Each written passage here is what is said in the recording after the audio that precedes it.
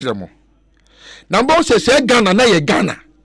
Na nya na ye si akọ school ye nimu de. Ye nimu ho so ensemfon ene edi okroma. As far back as 1966 Ghana athletes oh omo Commonwealth Games e wo Jamaica e ko winning gold medal. And I said gold medal at the break Ghana 1966 near to Kroma 2019 yenya even one single athlete pakwechi bo yin mami na kro on okoka yesi bue ana woka but I was here ka Asempa FM pakwechi bo mami tie. Down on the track, the relay runners getting ready for the final of the men's 4x110 yards relay. Asempa on the inside, Jamaica. Lane 2, England. Their lead-off man is David Jones. Lane 3, Australia. Their first man, Gary Eddy. Lane 4 is Nigeria. Lane 5, Wales, led off by Terry Davis. Lane 6, Trinidad and Tobago. Lane 7, Canada. And lane 8, right on the outside, the favourites, Ghana. Their first man to go is Addy. Ghana already set a new Commonwealth record, games record of the heats of 39.9, that also equalled the Commonwealth record. So the lineup from the inside, Jamaica, lane 2, England, lane 3, Australia, lane 4, Nigeria, lane 5, Wales, lane 6, Trinidad, lane 7, Canada, lane 8, Ghana. The men's 4x110 yards relay final. First time Ghana got away well, and so too the Canadian also going well as David Jones is losing ground, though he's going back, and the Australian going right up. Right on the outside, though, it's Ghana, also going well Trinidad, and Australia closing too. And Ghana running beautifully on the outside, the favourites going extremely well, and Wales are going well through Lynn Davis. Lynn Davis streaking down the back straight. And Ghana way out in front, right on the outside. Ghana lead. Wales look like being second at the moment, and holds with them. Australia coming. The Australians closing up, and Jamaica. And it's Ghana now leading. A lovely for Ghana. Australia second, Wales third, and Jamaica fourth. And it's Ghana, Jamaica, Australia, Wales. Ghana wins. Second Jamaica, third Australia, fourth Wales, fifth Canada, sixth Nigeria, seventh England, and eighth Trinidad. Beautiful running there by the Ghanaians. Really splendid performance. They were the favourites for that, and they justified their favouritism. We're waiting now for the victory ceremony for the men's 4x110 yards relay, and we still. Yeah, it's here for 1966. Mebobu bonkura. You know mo call sa competition na. Ansa na Ghana kura ebeji gold medal no. Na record na e for Commonwealth no. Na ye hit e ko no. Ni a break is a record no. Ghana. Ekura no omuwom. The OG gold Ghana. Number 2, Jamaica. Number 3, bronze, Australia. Wales, 4th. Canada, Omuya number 5. Nigeria was number 6. Great Britain, England, number 7. Trinidad and Tobago, number 8. Bermuda, Anna, Sierra Leone. Bahamas Kobe and Mauritius. Now me be just again of here for Muntie. Your Ministry of Sports for Chroma. Some Olympic then local LOC, local Olympic committee. Local Olympic committee. I mean local organizing committee. And a Ghana Olympics committee war. Now me bisa say 1966 that time na Ghana na your population ye be 6 million. 6 million.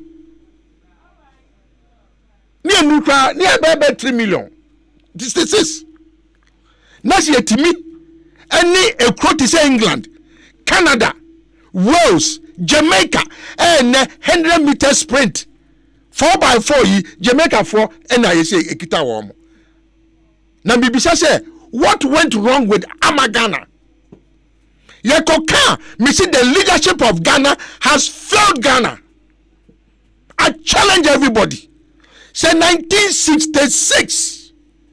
Yes, in the enemy. Na Ghana kran kani akra se kran ne wa ha. Sebe track ani 2 minutes so kran no. Na yes saying. Empabwa ni edi she 2 minutes kran na Ghana for na ye nim she saying. Na se tibinya 4 athletes. Eko Commonwealth Games. Commonwealth Games here and they kwa apart from say ye be wi to ni akọ sesike hunu ye ko sesike hunu coaches ko disika Olympic committee no so omunya hu. Next said 1966 yetimi twa kuro Jamaica, Australia, Wales, Canada, Nigeria, England, Trinidad and Tobago, Bermuda, Sierra Leone, Bahamas, and Mauritius. Then what went wrong in Ghana today? I'm asking. Say what went wrong? Ghana has been better before. Say Donald Trump catch here say yet is shit obu say because back in the day we cannot even continue. We have failed as a state. Say individual when you skako to Rolls Royce, when you individual or when you skako si adaya, yes Ghana ye dabe. This is what I call Ghana. When 4 men can bring gold to the people of Ghana over England, Wales, Jamaica, Canada, Bermuda, and all these countries, Trinidad and Tobago, and then you can sprinters are one more count. Nigeria, you can sprinters in the world are one more count. Jamaica, almost number 1 say. England, near to me as far they're not many G and say, hey, 1966. Ni made 6 years. 66 ni made 6 years. Can you believe say? And you been a sending me Saudi Arabia. Who say na minimum cross Ghana? Say 1966. Ya kwaji gold eba Ghana. Na mbisa say at least no kwaji ye no. Why abo mabaso? Minister bi kotra baby ekowia bensika. Kratchini kotre jumam ewia bensika yes yamano honor of the then of the voter and then of the hwan woody book ekowia sika edin samfu ya yes yasabo abaso. And then Ghana, nobody wants to die for Ghana because of sans and fu wintra. Na say nipa 4 nyankopon chira wo mo almost wo mo di wo mo gomu here team na yetimi kwaji medal Commonwealth 1966 gold medal, yeah. Can you imagine? Ne Ghana athlete entimi kwaji friend saying sadi chance grandma sadi chance ni atete yes Olympic committee yes then athletic federation of Ghana. Some folk when you do Ghana. Jamaica, go and see what Jamaica is doing. Go and see what Jamaica, even Nigeria, Ghana, yes, we change Jamaica. You don't change Jamaica for Nigeria. Go and see what Nigeria is doing. Go and see what South Africa is doing. Yet ya okoka ya ka brofua ka brofun okoka and Ghana for na ya can the Queen's English. Who can the Queen's English and you don't do what the Queen's people do? We are useless. That is the point. 1966. How can you imagine the pride Ghana for so? So broni obedi kwesi koko obedi yesua oma ye fa hudie ifie bebe enwatwe yetimi akotu mirika etwa no. Where if I say what a sensation. Nyansem fu ayedi Ghana ha sese. Ko no ayebo Ghana ha sese. a would dear ye do a Ghana has a say. Ade. Quiet to me, be bianco so. Be bianco so. Yakaya mianka. Me say Ghana Olympic Committee now so one for no. Jomu do me anything. And this athletic federation, and then federation for no. And for so many almost. For now football kuregu, football kuregu. And the Ghana not sports better than ye. Sports better pan ye Ghana. Ah, moko kan. Sometimes you need young go for cash. I didn't go for pet. EP and no one. Yana no moko. But me ati here because Yana you knew who take. Na 1966. Hey, Yanko power shraga now. Ayetime trawa yense fun. A decent what siasem amagana. Abedu kure wumi. And not even a single athlete. Yakasi yako. Competition says here, even in Tako Kra, yeah, athletes in Tako because in Tako go Ghana in Tako go the Bena create many training. Acquired the Nkofo in 1966. Yaka Yami Yanka. Hey, tear for name 0302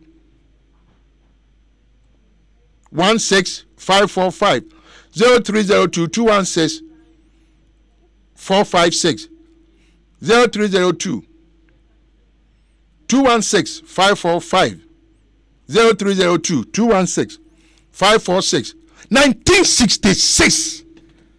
Now what to come at 2019? Ya ka se mana mo kan samfo kire yetibe koji gold medal e Commonwealth.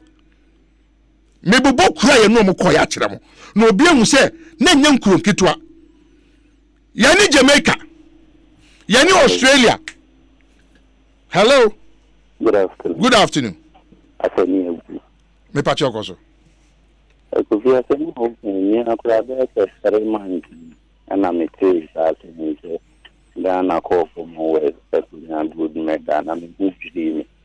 Nti asemi wo bi say na me nso ni bi sasa nti e ba ne sen o man bi abobra ko nanim na ye de ati ye de ye bobra ne ko ye chi no na wo ka say wanya intakokora yenya student and ati yenya athlete momo nko ye me no ya dream because the need aduane a ye di kura essay ya pomoden e kwan a ye fa so ye niema enipa ye de won asisi ho no mu a e wo so mo toto no o mapa de bia ye gina ba bia ne aka say a healthy nation build a healthy people build a healthy nation but yenye healthy mentally physically yenam ho keke ya dream ye Kofi I was say start reviving yema na yen the youth of this country there be a DNC was yene Ghana a future no yen ankasa yenye ready say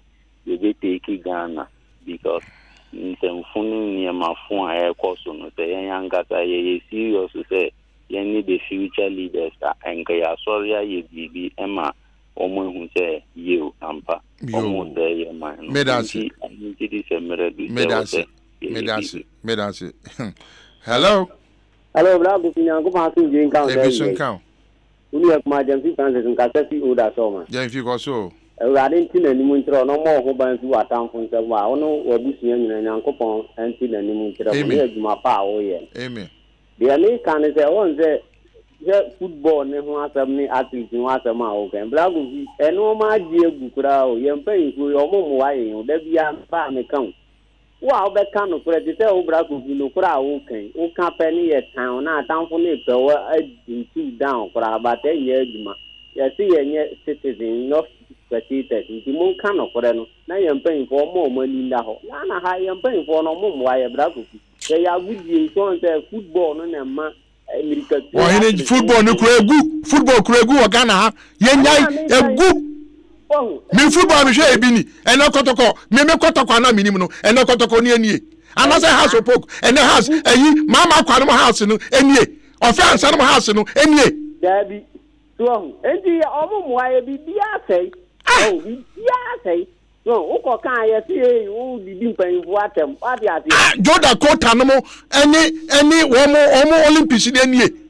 Akwa tama Stones no enie. Enti kan no kura no obi. Ya kan ya me kan na kwase ni bia wo hu bibi papa bia no ke kan samfo nkyerɛw. Sa. Ene me bufu no. Eno na me kan. 1966 na me di 6 years. Sa. Na Ghana for etimi akwa ye enimonyam se benda se aminwa. Hello, next person omra 0302165545 0302216546. Hello. Hello, Lagofi. Papa. You didn't go fire. I'm going to come out there. Come to mobile phone and bet anymore. Lagofi. Papa Koso. Lagofi. No boy about Papa. Na mi so. Me oh, na me shawa me menti ake. Lagofi. Because my thing as Papa so about my Ghana. Na Lagofi me say some okay me say Lagofi. Eh some Lagofi o my way Lagofi. They say players cry after from under 20 under 17 Lagofi. Lagofi you players sika. And some na do my day. Akọ na wa play wa ji sika no. Okwa ball be na dey. Okwa ball Lagofi.